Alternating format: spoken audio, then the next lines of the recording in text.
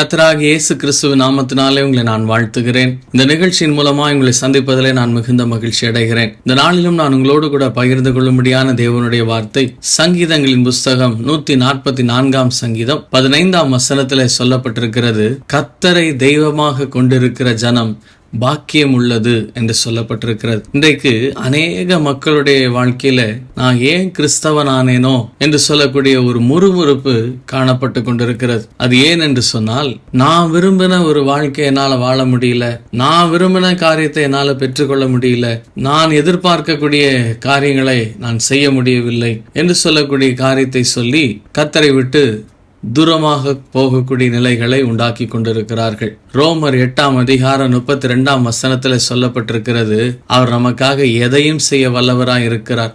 சொந்த குமாரனே கொடுத்து அன்பு கூர்ந்த தேவன் நம்முடைய வாழ்க்கையில் இருக்கிற சாபங்களை முறித்து போடும்படியாய், நம்முடைய பாவங்களை மன்னிக்கும்படியாய் தம்முடைய விலையேற பெற்ற இரத்தத்தை சிந்தினவர், தம்முடைய சொந்த குமாரனையே ஜீவபலியாய் ஒப்பு கொடுத்தவர்.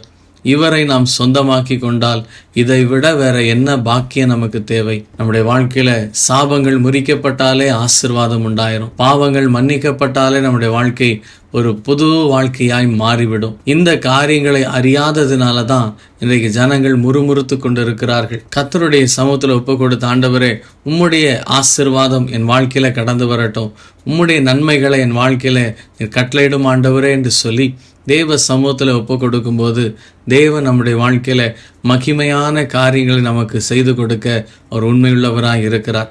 எனவே நம்முடைய ரட்சிப்பு சரியாய் இருக்கும் என்று சொன்னால் ஒரு நாளும் நாம் கர்த்தருடைய ஜனமானதற்காக முறுமுறுக்க மாட்டோம். எனவே கர்த்தருடைய சமூகத்தில் ஒப்பு கொடுப்போம். ஒருவேளை நாம் முறுமுறுத்திருப்போம் என்று சொன்னால், ஆண்டவரே மன்னியும் என்று சொல்லுவோம். கர்த்தர் நிச்சயமாய் நம்மை ஏற்றுக்கொண்டு நம்மை மன்னித்து திரும்பவும் ஆசீர்வதிக்க உண்மையுள்ளவராய் இருக்கிறார்.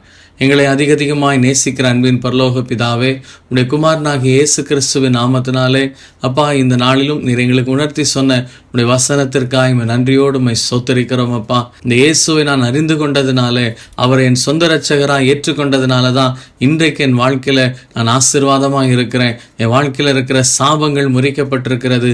என் வாழ்க்கையில பாவ மன்னிப்பின் நிச்சயம் எனக்கு உண்டாயிருக்கிறது என்று சொல்லக்கூடிய அந்த மகிமையான காரியத்தை நாங்கள் உணராதபடி இருக்கிறதை நீர் உணர்த்தினதற்காக உமக்கு ஸ்தோத்திரம் ஆண்டவரே. இனியும் அப்படிப்பட்ட பாவத்தை நாங்கள் செய்து அப்பா உமக்கு துக்கத்தை உண்டு பண்ணாதபடி உம்முடைய அன்பை உணர்ந்து கொள்ளக்கூடிய ஜனமாய் பாக்கியவான்களாய் நாங்கள் வாழ்ந்திருக்க கிருபை செய்யும். மீட்பர் இயேசு கிறிஸ்துவின் நாமத்தினாலே ஜெபிக்கிறோம் எங்கள் ஜீவனுள்ள நல்ல பிதாவே, ஆமேன்.